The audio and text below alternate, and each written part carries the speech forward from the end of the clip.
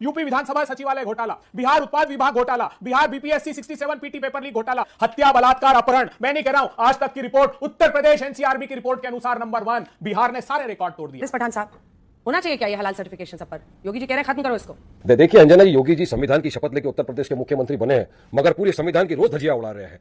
माचिस के डिब्बे पर हलाल की क्या जरूरत है? सर्टिफिकेशन उससे क्या होता है? बताइए ना, बिहार में बुरखा लाने की क्या जरूरत है? इस्लामिक पॉलिटिक्स लाने की क्या जरूरत है? जरूरत कुछ नहीं होती, जरूरत पैदा की जाती है। और राजनीतिक इस्लाम की वो बात कर रहे हैं, या फिर अगर ये जो हलाल सर्टिफिकेशन की, इससे मुस्लिमों की छवि खराब करने का आरोप कैसे लग जाता है? मतलब ये तो एक वैलिड डिबेट है जो होनी चाहिए। कौन कह रहा है ये बात? जो अभी थोड़े दिन पहले तालिबानियों के तलवे चाट रहे थे वो पाठ पढ़ा रहे हैं हमको कि मुस्लिम और इस्लाम क्या है, जिन्होंने महिला पत्रकारों को प्रेस कॉन्फ्रेंस में घुसने नहीं दिया। अरे शुक्ला जी, सरकार आप हैं, आप लोग भूल जाते हैं क्या? अंजना जी, आज चुनौती देता हूं, यहां कहे भारतीय जनता पार्टी के प्रवक्ता कि ये 6:40 के बाद ये प्रतिबंधित कर देंगे, कहे ना, रेमिटेंस का सवाल खड़ा होगा तो फिर भाग खड़े होंगे। और सब काम हो रहा है, लेकिन डिबेट के लिए यहाँ पे हिंदू मुस्लिम के नाम पे आ जाओ, बिहार का इलेक्शन आया है, हलाल की बात होगी। A few moments later. तो चलिए शुरू करते हैं। अंजना जी, जब भी चुनाव आते हैं भारतीय जनता पार्टी के नेता मुसलमान के पीछे छुप जाते हैं। बेरोजगारी से युवाओं का भविष्य चूर चूर, आदित्यनाथ जी करिए झांगुर झांगुर। पलायन को लोग मजबूर, करिए झांगुर झांगुर। भ्रष्टाचार भरपूर, दिन भर करिए झांगुर झांगुर। ये बिहार आए थे तो भी यही किया। बात तो सही है। और बेरोजगारी के बेताज बादशाह आदित्यनाथ जी आए थे यहां पलायन के ब्रांड एम्बेसडर नीतीश कुमार के पास। तो मैं देख रहा था कि आखिर समानता क्या है दोनों में। दोनों एक जैसे, भर्ती और प्रवेश परीक्षा के एक जैसे स्कैम, इसलिए ये सांप्रदायिक उन्माद की आग में जल रहे हैं।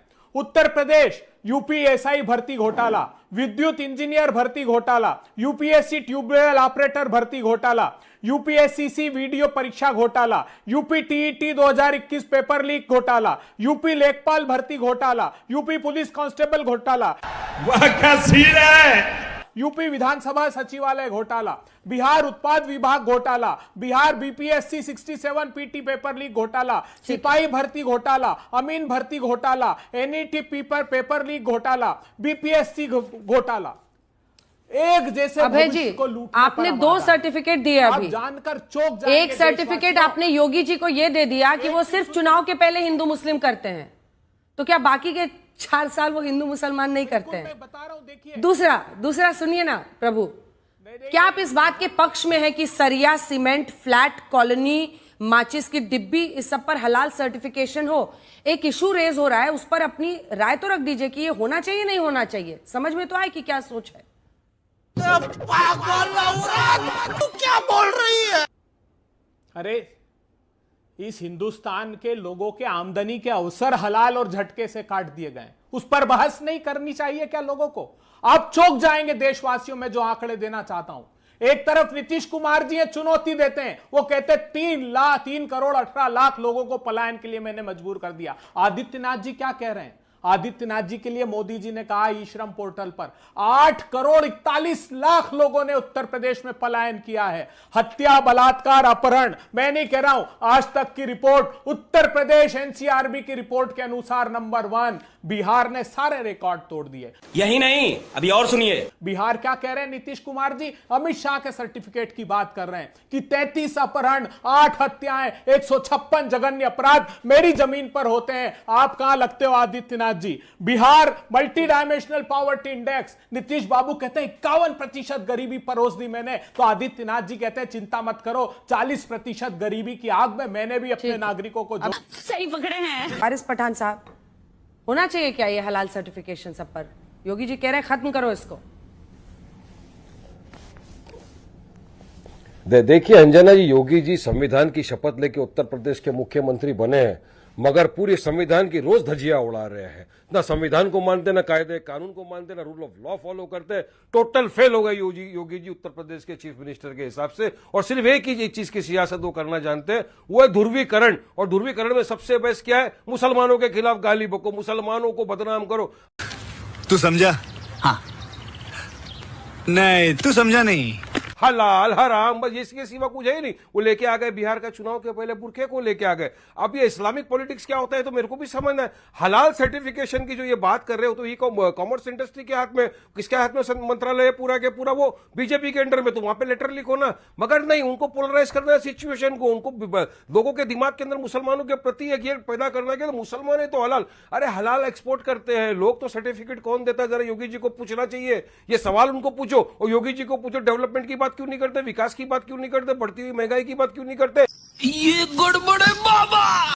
बेरोजगारी की बात क्यों नहीं करते? उनको बनाया गया है, बिहार के अंदर भेजा गया है, खास किस लिए पता है? जाओ बुरखे की बात करो, शमशान कब्रिस्तान की बात करो, हिंदुस्तान पाकिस्तान की बात करो, मंगलसूत्र की बात करो। बात तो सही है। अब वो आएंगे सब इसी चीज के ऊपर, मुसलमानों को लास्ट में गालियां देंगे, उनको फिर वाह वाह मिलेगी, अरे वाह तुमने जाके क्या ध्रुवीकरण कर दिया। तो बीजेपी असली मुद्दे के ऊपर कब बात करेगी अंजना जी? अरे हम तो फकीर आदमी हैं, झोला लेके चल पड़ेंगे जी। माचिस के डिब्बे पर हलाल की क्या जरूरत है सर्टिफिकेशन की? उससे क्या होता है? अरे मैं आपका सवाल बताइए ना, बिहार में बुरखा लाने की क्या जरूरत है? इस्लामिक पॉलिटिक्स लाने की क्या जरूरत है? जरूरत कुछ नहीं होती, जरूरत पैदा की जाती है। और ये आज से मैचिस के डब्बे बिक रहे हैं क्या? बरसों से बिक रहे, बरसों से चला आ रहा है सरिया सीमेंट। मगर इनको बदनाम करना है ना कि नहीं अब हलाल। एक ने क्या बोल दिया अभी, वारिस पठान जी, ऐसी दलील कोर्ट में दीजिएगा ना, आप तो इतने बड़े लॉयर हैं। झुके रहना पड़ेगा मेरे आगे। और राजनीतिक इस्लाम की वो बात कर रहे हैं, या फिर अगर ये जो हलाल सर्टिफिकेशन की, इससे मुस्लिमों की छवि खराब करने का आरोप कैसे लग जाता है? मतलब ये तो एक वैलिड डिबेट है जो होनी चाहिए कि इसकी जरूरत है कि नहीं है। नहीं, कौन कह रहा है ये बात? जो अभी थोड़े दिन पहले तालिबानियों के तलवे चाट रहे थे वो पाठ पढ़ा रहे हमको कि मुस्लिम और इस्लाम क्या है, जिन्होंने महिला पत्रकारों को प्रेस कॉन्फ्रेंस में घुसने नहीं दिया। तू समझा? हाँ। नहीं, तू समझा नहीं। माफ कीजिएगा, ये भारत के लोकतंत्र, प्रियंका गांधी जी, राहुल गांधी जी की आवाज की ताकत है। इस सरकार ने तो घुटने टेक दिए थे। अभी विवेकानंद जी को कोट कर रहे थे।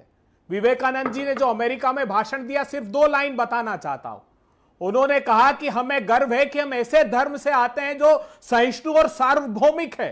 उन्होंने कट्टरता के लिए कहा कि सांप्रदायिकता और कट्टरता हठधर्मिता की कड़ी आलोचना उस सभा में की। आपकी विचारधारा से उनकी विचारधारा मेल नहीं खाती थी। शाबाश। दावत इस्लामी के गुजरात में कितने दान पात्र निकले? गया कोई एनआईए वहां जांच के लिए?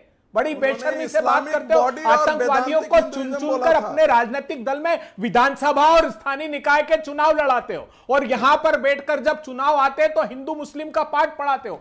सही पकड़े हैं। अबे दुबे, ये आपका पलायनवाद है, और आपके इस पलायन, और आप कह रहे हैं तालिबान ने पाकिस्तान से युद्ध छेड़ दिया और भारत ने उसका भारत उसके साथ खड़ा हो गया। मैं इनके बीच में नहीं बोल रहा था भाई, बीच में क्यों बोलते हैं? बीच में मत बोलिए, आवाज ये क्या इनको संकट है? इनको बीमारी क्या है?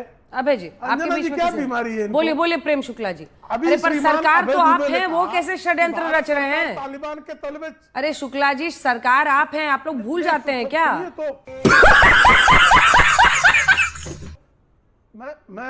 मैं उसी को स्पष्ट कर रहा हूँ। ये हलाल मिनिस्ट्री ऑफ कॉमर्स में ये सब्जेक्ट कब आया? किसकी सरकार थी जरा पता लगा लीजिएगा। मिनिस्ट्री ऑफ कॉमर्स में 4 जिन संस्थाओं को हलाल सर्टिफिकेट इश्यू करने का अधिकार दिया, ये कब का अधिकार संपन्न कब किया गया? वो कौन सी सरकार थी जरा देख लीजिएगा। और दूसरी बात कह रहे थे कि तालिबान के तलवे चाट रही सरकार। अरे जब से पाकिस्तान पे तालिबान चढ़ गया है, तब से पाकिस्तान के तलवे चाटने वाले राहुल गांधी और प्रियंका वाड्रा की जो कांग्रेस है, वो तालिबान को गालियां देने लगी। ये क्या बात करते हैं यार? अबे क्योंकि सीधा उनकी सरकार पर कर रहे हैं। अबे जी, जल्दी से एक छोटा सा कमेंट, फिर मुझे अनुराग जी के पास जाना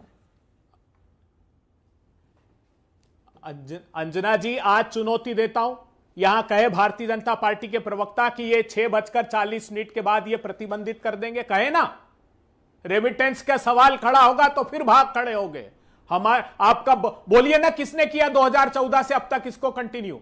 मतलब एक प्रदेश का मुख्यमंत्री मुद्दा बनाए और आपकी केंद्र की सरकार बढ़ती जाए। पाकिस्तान के साथ क्रिकेट का मैच खेलो, इतने सारे हमारे सैनिकों और नागरिकों की शहादत के बाद बेशर्मी से। हॉकी के मैच के लिए उनको आमंत्रित करो, तब ये गड़बड़ है बाबा। अब शर्म नहीं आती और यहां पर हिंदू मुसलमान सांप्रदायिक ध्रुवीकरण करते हो। यह चुनाव समाप्त हो जाएगा कि यह सांप्रदायिक ध्रुवीकरण समाप्त हो जाएगा। बिहार के मुद्दे ये नहीं हैं। बिहार के मुद्दे हैं 70,000 करोड़ रुपए का स्कैम जो आप लोगों ने किया है। बिहार के मुद्दे 20,000 स्कूलों में बिजली की उपलब्धता नहीं है, 86% स्कूलों में कंप्यूटर नहीं है, ग्रॉस इनरोलमेंट रेशो सबसे कम बिहार प्रदेश का है। बिहार में 1 लाख नौजवानों पर सिर्फ 7 कॉलेजेस हैं और नेशनल एवरेज 50 है। बिहार के मुद्दों को मत भटकाइए। बात तो सही है। बिहार क्षमा नहीं करेगा। बिहार में आप गृह मंत्री हमारे आके कहते हैं कि उद्योग नहीं लग सकते, जमीन नहीं है। अडानी के लिए 1000 एकड़ जमीन है तुम्हारे पास 1 रुपए में देने के लिए, लेकिन बिहार के नौजवान अगर रोजगार मांग ले तो गृह मंत्री कहते हैं बिहार में जमीन नहीं है इसलिए उद्योग नहीं लगाए जा सकते। अरे 3,19,000 करोड़ रुपए की लूट करेगा वो आदमी। क्या समझते हो आप? बिहार ने हार नहीं मानी। प्रेम शुक्ला जी माफ कीजिएगा, जो हर्ष तुम्हारा उत्तर प्रदेश में हुआ है वो बिहार के चुनाव में होगा, याद रखिएगा। नीतीश कुमार का एक सिपाही 200 करोड़ रुपए का आदमी लल्लन टॉप के शो में बताया अंजना जी, एक पत्रकार ने, उन्होंने कहा अंजना जी वो थक गए। अनुराग जी जल्दी से बोलिए अनुराग जी जल्दी से बोलिए। अंजना जी अपनी बात कह लूं। हाँ देखिए भारतीय जनता पार्टी का डबल चेहरा देखिए। मीट एक्सपोर्ट में जीएसटी 0 है। जीएसटी लगा दीजिए ना, मीट एक्सपोर्ट रोकना चाहते हैं आप। आपने बोला 4 संस्थाएं हैं। 4 संस्थाएं तो सरकार की निगरानी में काम कर रही। जब आपको पता है, मीडिया को पता है, सबको पता है, तो सरकार की निगरानी में है। फिर सरकार की निगरानी में काम कर रही है, फिर गलत कैसे है? कुछ न कुछ तो गड़बड़ जरूर है। कॉमर्स मिनिस्ट्री अगर सर्टिफाई कर रही है तो गलत कैसे है? मतलब एक तरफ सरकार कह रही हो, दूसरी तरफ इनके गिरिराज जी कहते हैं झटका मीट खाओ, सनातन बचाओ। ये कौन सा सनातन बचाने का तरीका कि झटका मीट खाओ? ये पहली बार हमने देखा है। कमाल है भैया इनका तो। इनके कैसी माने कमाल की बातें करते हैं। झटका मीट से सनातन बचाओ। संस्थाएं 4 काम कर रही हैं, सरकार की निगरानी में हैं। हम सवाल उठाते हैं। अगर आपको कुछ गलत लगता है तो यहां संविधान और कानून है। संविधान कानून के हिसाब से चलिए। आपको लगता है तो आप कार्रवाई कीजिए। फिर आपकी कॉमर्स मिनिस्ट्री छूट भी दे रही है, 15% मीट का एक्सपोर्ट भी बढ़ा है, और इधर उत्तर प्रदेश में मुख्यमंत्री कुछ अलग बोल रहे हैं। यही नहीं, अभी और सुनिए। आपके यहाँ दिल्ली में कुछ अलग हो रहा है। तो हम यही तो कहते हैं, प्रभु आप पहले तय तो कीजिए। दिल्ली वाले तय कर लें क्या करना है, उत्तर प्रदेश वाले तय कर ले क्या करना है। उत्तर प्रदेश की बीजेपी तय कर ले, दिल्ली की बीजेपी तय कर ले, उत्तर प्रदेश की गवर्नमेंट तय कर ले, दिल्ली की बीजेपी गवर्नमेंट तय कर ले। आपस में समन्वय नहीं है। एक तरफ वो सर्टिफिकेट जारी कर रहे हैं, दूसरी तरफ कह रहे हैं कि भैया यहाँ पे गलत हो रहा है, इलीगल हो रहा है, आतंकवादी के लिए पैसा इकट्ठा हो रहा है। तो भैया आतंकवादी के पैसा इकट्ठा हो रहा है तो सरकार क्या कर रही? दोनों जगह तो आपकी सरकार है। इसीलिए तो मैंने बोला अगर कोई इस देश के अंदर में गलत काम करेगा तो उसमें तो कार्रवाई होगी। सही पकड़े हैं। अगर गलत काम नहीं कर रहा तो क्यों कार्रवाई होगी? जब सरकार की निगरानी में काम हो रहा है तो आप देखिए अच्छा ही है ना। फिर तो सरकार को पता है, अंजना जी को पता है, मीडिया को पता है, 4 संस्थाएं काम कर रही हैं, कॉमर्स मिनिस्ट्री को भी पता है, और सब काम हो रहा है। लेकिन डिबेट के लिए यहां पे हिंदू मुस्लिम के नाम पे आ जाओ। बिहार का इलेक्शन आया है, हलाल की बात होगी, बुरके की बात होगी, नफरत की बात होगी। वह क्या सीन है।